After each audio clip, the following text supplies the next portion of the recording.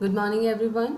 तो जैसे कि सभी स्टूडेंट्स जानते हैं, आज से हम अपना एक्सप्लेनेशन जो है चैप्टर वाइज सब्जेक्ट वाइज इसको स्टार्ट कर रहे हैं। तो क्लास 5th का फर्स्ट चैप्टर यहाँ पर हम डिस्कस करेंगे, रिप्रोडक्शन इन प्लांट्स।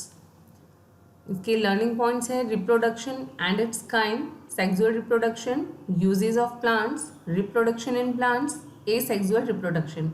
इन सब के बारे में इस चैप्टर में हम पढ़ेंगे।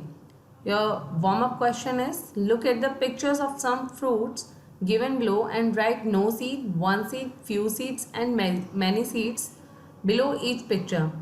यहाँ पर आपको कुछ पिक्चर्स दी गई हैं कुछ फ्रूट्स की, और ये आप अपने प्रीवियस क्लासेस में जो है आप इसको स्टडी कर चुके हैं। तो आपने इसमें आइडेंटिफाई करना है कि किस फ्रूट में हमें कितने सीड्स जो हैं वो मिलते हैं, और उसके नीचे फिर आपने उसको मेंशन करना है। नो सीड किस फ्रूट में सीड नहीं मिलेंगे, वन सीड किस फ्रूट में आपको वन सीड मिलेगा, किस में फ्यू सीड्स मिलेंगे और किस में मैनी सीड्स। तो इसको आपने अपने पेरेंट्स के साथ में डिस्कस करना है। So let's start with reproduction in plants. आपको मेरे साथ रीड करना है और कोशिश कीजिए कि वर्ड्स को आप उन्हीं तरीके से प्रोनाउंस करें जिस तरीके से मैं यहाँ पर करने जा रही हूँ। Plants are living thing. हम सभी जानते हैं कि प्लांट्स जो हैं वो सब लिविंग थिंग होते हैं। They produce more of their own kind in different ways. और वो अपने ही जैसे और प्लांट्स को भी अलग अलग तरीके से प्रोड्यूस करते हैं। Most plants reproduce through seeds. बहुत सारे जो प्लांट्स हैं वो सीड्स के थ्रू रिप्रोड्यूस करते हैं। Some plants reproduce by their vegetative parts such as roots, leaves और स्टेम्स। कुछ ऐसे प्लांट्स होते हैं जो अपने वेजिटेटिव जो उनके पार्ट्स होते हैं लाइक रूट, लीव, स्टेम, उनके थ्रू भी वो रिप्रोड्यूस करते हैं। Reproduction is of two types. Reproduction जो है वो हमें दो टाइप्स में हम उसको जानते हैं, sexual reproduction and asexual reproduction. Reproduction जो है वो टू टाइप्स का होता है, sexual reproduction and asexual reproduction. So let's study first about sexual reproduction. Reproduction in plants by seeds is called as sexual reproduction. जब प्लांट्स में reproduction seeds के through होता है तो हम उसको सेक्सुअल रिप्रोडक्शन कहते हैं। Seeds are formed inside the fruit. Seeds जो होते हैं वो फ्रूट के अंदर फॉर्म्ड होते हैं, वहाँ बनते हैं। The fruit protects the seeds. और जो फ्रूट होता है वो सीड्स को प्रोटेक्ट करता है। When the seeds are fully formed the fruit ripens. जब वो उसके अंदर जो सीड्स होते हैं फ्रूट के अंदर जब वो पूरी तरीके से कम्प्लीटली बन जाते हैं तो फ्रूट जो होता है वो पक जाता है। Most plants produce a large number of seeds. कुछ ऐसे प्लांट्स होते हैं, ये फ्रूट्स होते हैं जो बहुत सारे सीड्स को एक साथ प्रोड्यूस करते हैं। Seeds bring fourth plant of the same kind. और जो सीड्स हमें मिलते हैं फ्रूट से, उसी से एक नया उसी के जैसा एक प्लांट जो है वो ग्रो होता है। Structure of seed. अब यहाँ पर हम डिस्कस करेंगे सीड का स्ट्रक्चर। आप डायग्राम में भी देख सकते हैं। A seed has three main parts. एक जो सीड होता है उसके मेन थ्री पार्ट्स होते हैं। First is seed coat, seed hole and seed leaves. इसको आप डायग्राम में भी देख सकते हैं। This is seed hole, seed coat and these are seed leaves. The seed coat protects the baby plants. जो सीड कोट होता है उसका मेन जो पार्ट होता है, जो उसका काम होता है वो जो बेबी प्लांट होता है उसको प्रोटेक्ट करना होता है। This coat can easily be remove by rubbing the gram seed between our fingers. ये जो सीड कोट होता है, अगर आप इसको अपने इस ग्राम्स को जो आप जिसका भी आप सीड ले रहे हैं उसको अगर आप इजीली अपने फिंगर्स के बीच में रब करेंगे तो आप इसको इजीली ये रिमूव हो जाता है। The seed hole allows water to enter and make the seed swell up. और जो सीड होल है वो अलाउ करता है सीड को, उसके अंदर जो वाटर रेजिस्ट होता है वो सीड होल के थ्रू ही होता है और वो स्वेल अप, वो थोड़ा उससे फूल जाता है। If the seed is broken along its joint. अगर वो सीड जो है बीच से उसका जो जॉइंट है, जो आप देख रहे हैं सीड होल का जो जॉइंट है, अगर वो ब्रेकअप हो जाता है, it will open into two halfs. तो वो टू हाफ्स में ऐसे डिवाइड हो जाता है। These are called seed leaves और कॉटिलेडन्स। इसको आप सीड लीव्स भी कहते हैं और कॉटिलेडन्स भी कहते हैं। The seed leaves store food for the plants. ये जो सीड लीव्स होते हैं इनका मेन जो फंक्शन होता है वो होता है प्लांट के लिए फूड को स्टोर करना। सो let's study about the our next topic, seed germination. The small plant which grows from a seed is known as a seedling. जो एक छोटा सा पौधा ग्रो करता है सीड में से, उसको हम सीडलिंग कहते हैं. The seedling gets its food from the cotyledons. और जो सीडलिंग है उसको जो उसका फूड मिलता है वो कहाँ से मिलता है? कॉटिलेडन्स से मिलता है.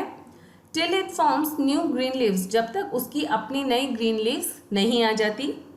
The process of growing of a seed into a seedling is known as germination.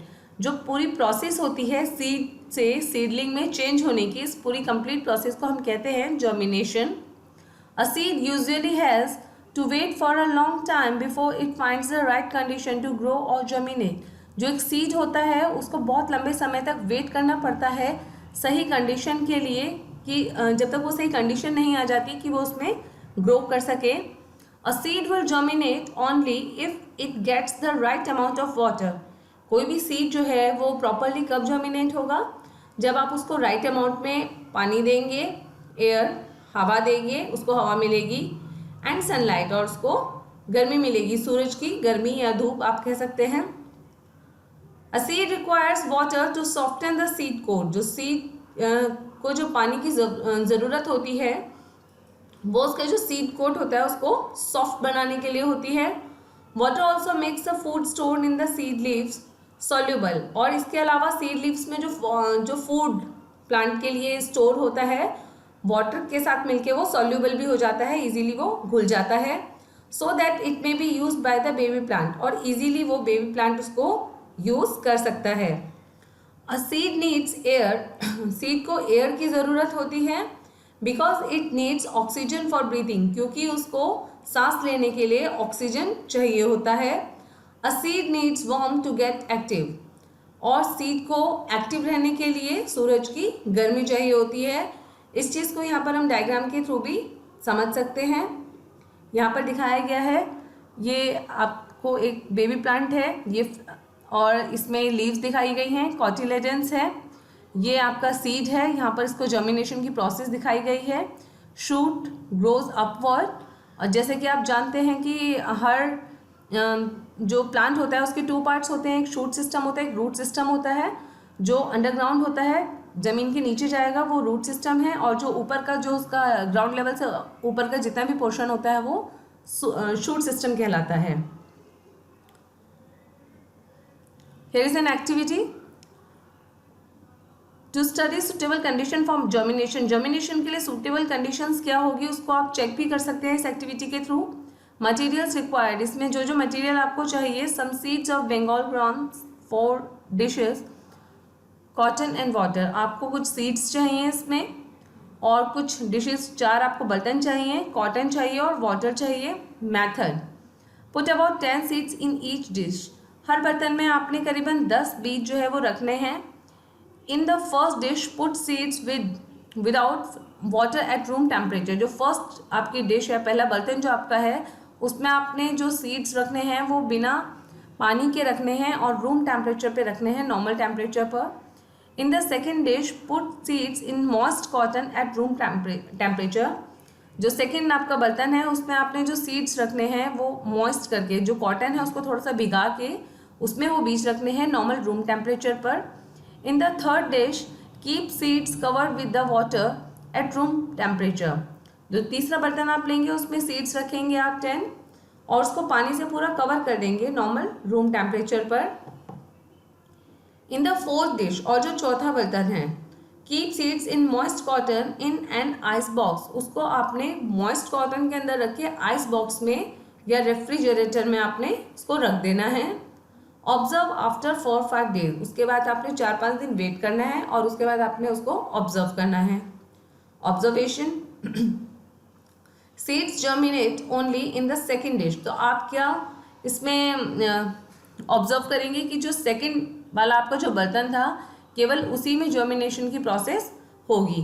Because water, warmth and air were available for germination. क्योंकि उस सेकंड डिश में जो आपने रखा था उसके लिए उसमें आपको ये, आपने इस पॉइंट को हम दोबारा पढ़ते हैं. In the second dish put seeds in moist cotton at the room temperature. क्योंकि हमने उसको रूम टेम्परेचर पे नॉर्मल रखा है तो उसको वहाँ पर एयर भी मिलेगी, वाटर भी मिलेगी, वार्मथ भी रखेगी मिलेगी और उसकी जितनी कंडीशंस थी वो सब कंप्लीट हो रही हैं, तो यहाँ पर इसको जर्मिनेशन की प्रोसेस को आप चेक कर सकते हैं। Next, dispersal of seeds. Plants produce a large number of seeds. जैसे कि हम जानते हैं प्लांट से हमें बहुत सारे सीड्स जो है वो मिलते हैं। However if all the seeds fell near the parent plant, there would not be enough water and nutrients for all of them to grow well. लेकिन क्या होता है कि जहाँ पर आपका मेन प्लांट है, अगर वो सीड्स वहीं आसपास कहीं नीचे गिरते हैं तो वहाँ पर जो नया उससे बेबी प्लांट जो ग्रो होगा वो ठीक तरीके से ग्रो अप नहीं हो पाएगा, क्योंकि उसको सफिशिएंट क्वांटिटी में वाटर और न्यूट्रिएंट्स जो है वो नहीं मिल पाएंगे। The seed need to separate from their mother plant to grow well. तो इसीलिए हमें ज़रूरत होती है कि जो सीड्स होते हैं उनको उसकी जो मदर प्लांट है उससे थोड़ा सा दूर कहीं पर प्लेस किया जाए, जिससे कि वो प्रॉपरली ग्रो कर सकें। As plants are fixed to the ground and cannot move from one place to another or their own. जैसा कि हम सभी जानते हैं कि प्लांट्स जो होते हैं वो फिक्स्ड होते हैं ग्राउंड में और वो एक जगह से दूसरी जगह पर मूव नहीं कर सकते अपने आप से। The nature has arranged some ways by which the seeds get scattered to large distance. तो इसीलिए नेचर ने प्राकृतिक रूप से कुछ इस तरह के एजेंट्स हमें मिलते हैं जो इन सीड्स को लार्ज डिस्टेंस पर स्कैटर्ड करते हैं, बिखेर देते हैं। There are some agents in nature to scatter their seeds. कुछ एजेंट्स होते हैं जो नेचुरल होते हैं। They are called agents of dispersal. इनको हम एजेंट्स ऑफ डिस्पर्सल कहते हैं। These agents carry the seeds away from their parent plant. ये जो एजेंट्स होते हैं इनका क्या काम होता है मेनली, कि जो सीड्स होते हैं उनको उनके पेरेंट प्लांट से दूर डिस्टेंस पर लेकर जाना। The process of scattering of seeds और fruit away from their mother plant is called the dispersal. ये जो पूरी कंप्लीट प्रोसेस है कि सीड्स का फेल डाउन होना और उसके बाद में एजेंट्स के थ्रू उनका दूर डिस्टेंस प्लेस पे जाना और वहाँ मदर प्लांट से उसको दूर होकर उसका प्रॉपर वे में उसका ग्रो अप होना, इसको हम कहते हैं डिस्पर्सल। अब ये जो एजेंट्स होते हैं ये कौन होते हैं, इनके बारे में हम जानेंगे। Agents of dispersal, first one is wind. सबसे पहला कौन जो एजेंट हमें मिलते हैं नेचुरल फॉर्म में वो है विंड, हवा, तेज़ हवा जो चलती है। Seeds are usually small. जो बीज होते हैं वो ज़्यादातर नॉर्मली क्या होते हैं, बहुत ज़्यादा छोटे होते हैं। Flat, dry and light in weight. वो फ्लैट होते हैं, सूखे होते हैं और बहुत ज़्यादा हल्के होते हैं। These seeds have wings to float in the air and drop down to the grow. ये जो सीड्स होते हैं क्या होता है, जब तेज़ हवा चलती है तो फ्लावर्स में जो ये सूखे सीड्स होते हैं तेज़ हवा के झोंके से ये हवा के साथ में वहाँ से हट जाते हैं और दूर कहीं जाकर कहीं पर भी गिर जाते हैं और वहाँ से नया बेबी प्लांट जो है वो ग्रो हो जाता है। Seeds of maple, dandelion, cotton etcetera are easily carried away by the wind. ये आपको कुछ एग्जाम्पल्स दिए हैं। कॉटन सीड है और ये डैंडेलियन सीड है। ये हवा के साथ में बहुत इजीली जो है एक जगह से दूसरी जगह पर मूव कर जाते हैं। नेक्स्ट जो हमारे एजेंट है जिसके बारे में हम बात करेंगे वो है water. Seeds of plant growing near the water get dispersed by water. Example coconut and water lily. जो seeds of plants growing near water, जो सीड्स ग्रो करते हैं पानी के आसपास, गेट डिस्पर्स्ड बाय वाटर, तो वो वाटर के थ्रू क्या होते हैं, एक जगह से दूसरी जगह पानी के बहाव के साथ आगे चले जाते हैं और कहीं पर भी वो रुक के ग्रो हो जाते हैं इजीली। तो इसका जो एग्जाम्पल है वो है कोकोनट और water lily. Next is explosion. Some fruits like peas and lady finger burst और एक्सप्लोड व्हेन ड्राई। कुछ ऐसे हमारे वेजिटेबल्स होते हैं जैसे पीज हैं और लेडी फिंगर हैं, जब वो सूख जाते हैं तो वो ओपन हो जाते हैं और उनके जो बीज होते हैं अंदर से वो अपने आप से एक्सप्लोड हो जाते हैं, नीचे गिर जाते हैं। When the pod burst and opens, जब पॉड को हम देखते हैं कि वो ओपन हो गया और वो बर्स्ट हो जाता है, फट जाता है और उसके बीज बाहर निकल जाते हैं। The explosion help the seeds to come out. तो वो जो एक्सप्लोजन होता है उसकी हेल्प से जो अंदर सीड्स हैं, जैसे आप ये पीस देख रहे हैं, ये जो सीड्स हैं ये बाहर आ जाते हैं easily and away from the parent plant, और इस तरीके से वो अपने पेरेंट प्लांट से अलग हो जाते हैं। Animals, human beings and animals eat fruits and throw away their seeds. जो ह्यूमन बींग्स होते हैं और जो एनिमल्स होते हैं, हम लोग की हैबिट होती है कि जब हम फ्रूट्स खाते हैं तो हम जो उसके सीड्स होते हैं उनको निकाल कर वहाँ से कहीं दूर फेंक देते हैं या रख देते हैं। सम सीड्स हैव हुक और spins, they get stuck to the hairy skin of the animals and are carried away. तो क्या होता है कि वो जो सीड्स होते हैं वो हुकअप हो जाते हैं, स्पिन्स आप कहते हैं। जैसे ये आप देख सकते हैं यहाँ पे स्टिफ हेयर का ये जो सीड है, इसके स्पिन्स हैं, तो ये किसी भी चीज़ में स्टक होके एक जगह से दूसरी जगह ये एनिमल्स के थ्रू चले जाते हैं। Seeds of castor, burdock and mimosa plant have hook, spins और ग्लू। इस तरह के जो प्लांट्स होते हैं इनके हुक्स होते हैं, स्पिन्स होते हैं, कांटेदार होते हैं ये। They cling to the fur of the animals, ये क्या करते हैं, जो वहाँ से एनिमल्स जो गुजरते हैं उनकी फर पर स्टक हो जाते हैं, चिपक जाते हैं। Cling means wings of birds और clothes of human beings and reach far off places. और कई बार जो बर्ड्स उनके साथ में वहाँ पर बैठती हैं, उनके फैदर्स में चिपक कर या ह्यूमन बींग्स के थ्रू वो एक जगह से दूसरी जगह चले जाते हैं। So our next topic is, तो ये हमने देखा है, ये अभी हम पढ़ रहे थे डिस्पर्सल, एजेंट्स ऑफ डिस्पर्सल के बारे में। अब हम पढ़ेंगे एसेक्सुअल रिप्रोडक्शन के बारे में। Reproduction in plants bye their vegetative part is called asexual reproduction. जो रिप्रोडक्शन प्लांट्स में उनके वेजिटेटिव पार्ट्स के थ्रू होता है उसको हम एसेक्सुअल रिप्रोडक्शन कहते हैं। Root, stem, leave are known as vegetative part of the plant. जो रूट है, स्टेम और लीव्स होती हैं वो प्लांट्स के वेजिटेटिव पार्ट्स कहलाते हैं। इन मैनी प्लांट्स, बहुत सारे प्लांट्स में the stem, leaves, roots and spores can give rise to the new plants. जो स्टेम होती है, लीव्स होती हैं, रूट्स होती हैं, वो ही क्या करते हैं, न्यू बेबी प्लांट को ग्रो अप करते हैं। It is the simplest method of the reproduction in plants, और इसको रिप्रोडक्शन इन प्लांट्स में बहुत ही सिंपलेस्ट मेथड भी कहा गया है। वेजिटेटिव रिप्रोडक्शन थ्रू लीव्स, तो पहले हम पढ़ेंगे वेजिटेटिव रिप्रोडक्शन लीव्स के through. The bryophyllum plant can grow into many new plants from it leaves. ये एक प्लांट होता है ब्रायोफिलम, और इसके जो लीव्स होते हैं, लीव्स में से ही बहुत सारे न्यू बेबी प्लांट जो है वो ग्रो अप होते हैं। It has thick and fleshy leaves, इसकी जो लीव्स होती हैं वो बहुत थिक और फ्लैशी होती हैं। Young birds arise along the edges of the bryophyllum leaves, और इसकी जो एजेस होती है वहाँ से ही न्यू बेबी प्लांट जो है वो ग्रो अप हो जाता है। आप यहाँ डायग्राम में पिक में साथ साथ देख भी सकते हैं इस चीज़ को। When the birds drop down on the ground, they start growing into the new plant. जब ये birds यहाँ से ब्रेकअप होके नीचे ग्राउंड में गिर जाती हैं तो वहीं से एक नए प्लांट की जो है वो ग्रो अप होना शुरू हो जाता है। Next is vegetative reproduction through stem. Stem के थ्रू हम देखेंगे plants like rose, mint, hibiscus, sugar cane etcetera. इस तरह के जो प्लांट्स देखने में हमें मिलते हैं can be grown by there stem. ये जो प्लांट्स होते हैं ये स्टेम के थ्रू ग्रो करते हैं। Stems of these plants bear buds, इनकी जो स्टेम होती है उसमें बर्ड्स जो है वो न्यू बर्ड्स आती हैं, प्रेजेंट होती हैं। When these stems are planted into the soil, और जब इस तरह की स्टेम्स को हम प्लांट करते हैं, सॉइल में लगाते हैं, न्यू प्लांट ग्रो, तो वहीं से जो है नया प्लांट ग्रो अप करना स्टार्ट कर देता है। In sugar cane, sugar cane में stems are cut into small pieces. जो स्टेम होती है उसको छोटे छोटे पीसेस में हम कट कर देते हैं। These pieces are called stem cuttings, और इनको हम क्या नाम देते हैं, स्टेम कटिंग्स इनको कहा जाता है।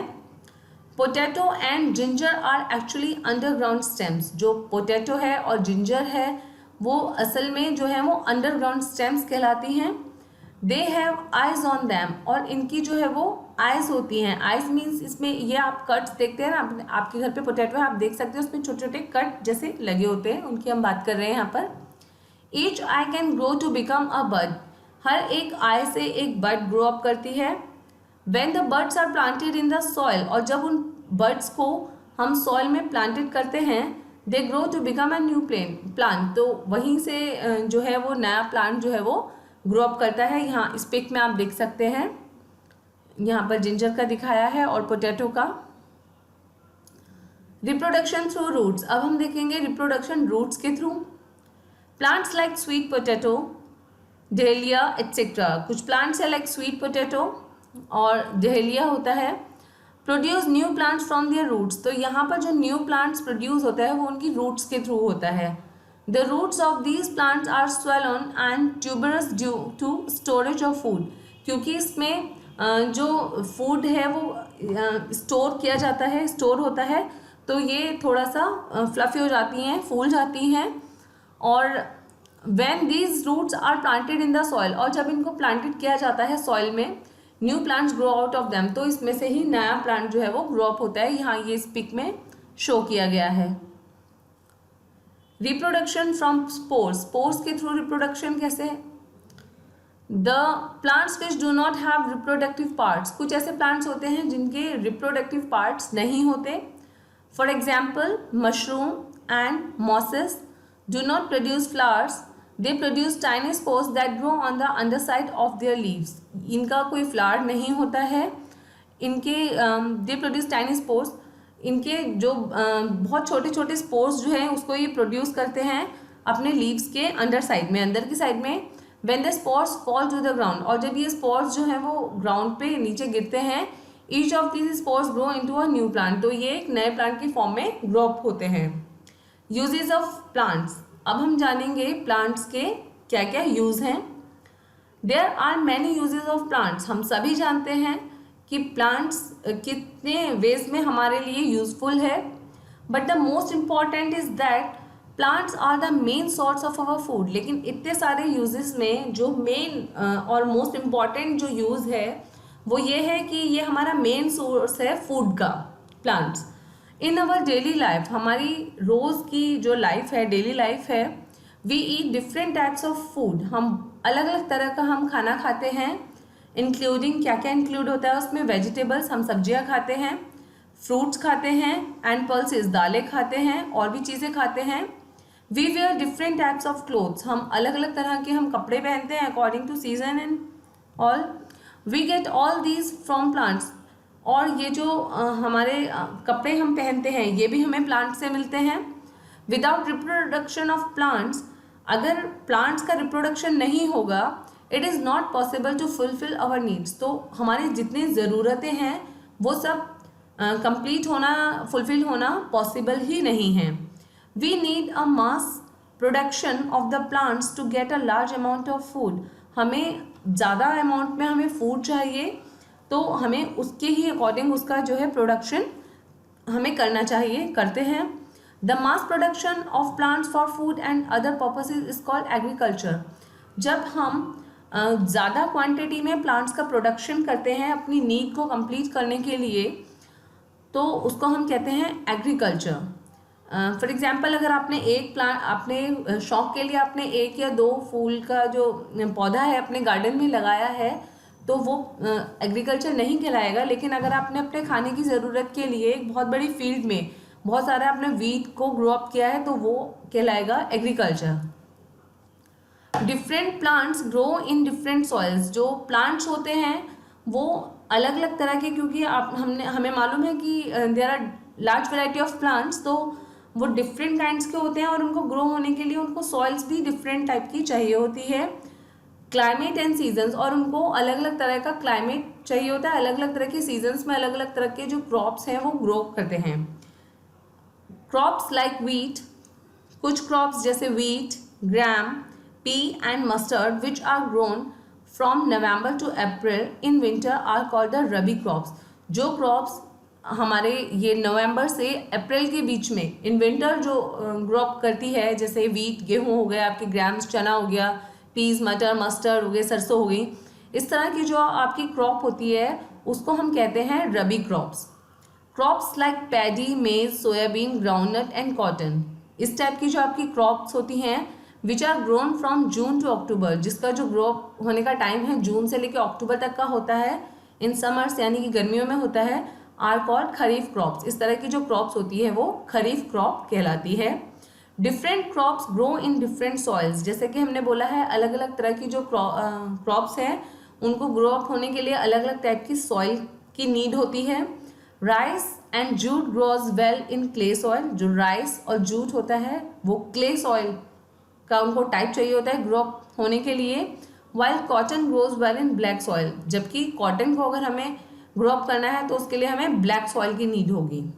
ज्वार and bajra grow well in sandy oil, अगर ज्वार और बाजरा की हमें क्रॉप करना है, एग्रीकल्चर करना है, तो उसके लिए हमें सैंडी सॉइल की नीड होगी। Tea plantation need moist soil, और जो टी प्लांटेशन है, अगर हमें चाय की खेती करनी है तो उसके लिए हमें मॉइस्ट सॉइल की नीड होगी। Protection of crops and storage of seeds, next is कैसे हम अपने क्रॉप्स को जो है वो प्रोटेक्ट करेंगे और कैसे उसको स्टोर करेंगे। We need to protect our crops against, हमें पहले जो क्वेश्चन आता है वो है कि हमें क्रॉप को किससे प्रोटेक्ट करना है। Grazing animals like cows and goats, क्योंकि फील्ड्स में ओपन होता है, आपको पता है क्रॉप्स, तो वहाँ पर जो काउज और गोट्स होती हैं वो उसको ग्रेज कर जाती हैं, तो हमें उनसे उसको बचाना है।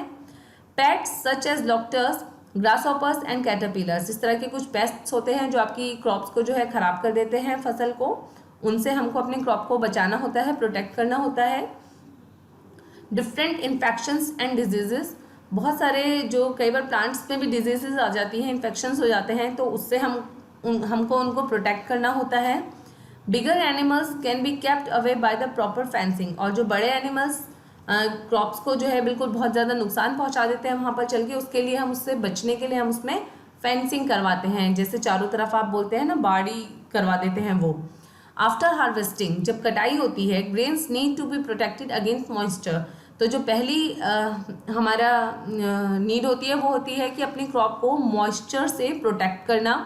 दे have to be keep safe from the rats, हमको उनको बहुत सारे जो छोटे छोटे हमारे एनिमल्स होते हैं लाइक रैट्स हैं, मोल्स हैं, बर्ड्स हैं, स्क्वेरल्स हैं, इंसेक्ट्स हैं, इन सब से भी हमें उनको बचाना होता है। So they must be stored in air tight and sealed containers, तो हमें उनको जहाँ स्टोर हम करते हैं तो हमें इस चीज़ का ध्यान रखना चाहिए कि वो जो कंटेनर्स हैं वो बिल्कुल एयर टाइट होने चाहिए। Plants like other living things need love and care, जैसे प्लांट्स जो हैं, जैसे बाकी जो लिविंग थिंग्स है like animals and human beings, उन्हीं की तरह प्लांट्स को भी देखभाल की और प्यार की ज़रूरत होती है ग्रो अप होने के लिए। Under favourable conditions they grow well, अगर उनको जो कंडीशंस उनको हम देते हैं वो सब फेवरेबल होंगी उनके लिए, तो वो अच्छे से उसमें ग्रो अप कर पाएंगे। A good crop aids to the wealth of the country, और हम सभी जानते हैं कि अगर हमारा क्रॉप का प्रोडक्शन अच्छा होगा तो ये हमारी कंट्री की वेल्थ को भी इंक्रीज़ करेगा। तो इसके साथ ही हमारा चैप्टर फिनिश होता है। आई होप आप सबको समझ में आया होगा। अगर कुछ आपके डाउट्स हैं तो आप मुझे मेरे कॉन्टैक्ट नंबर पर आप क्लियर कर सकते हैं। और इसमें एक्सरसाइज जो है like fill in the blanks है, ये चूज़ द करेक्ट ऑप्शंस हैं, मैच द फॉलोइंग है। आई थिंक आप इनको आप खुद कर सकते हैं, इनको कीजिए प्लीज़ और सेंड कीजिए मेरे पास इसके नोट्स। और जो क्वेश्चन आंसर्स हैं वो ऑलरेडी आपको सेंड किए गए हैं, उनको नोट डाउन कीजिए और लर्न कीजिए। So thank you.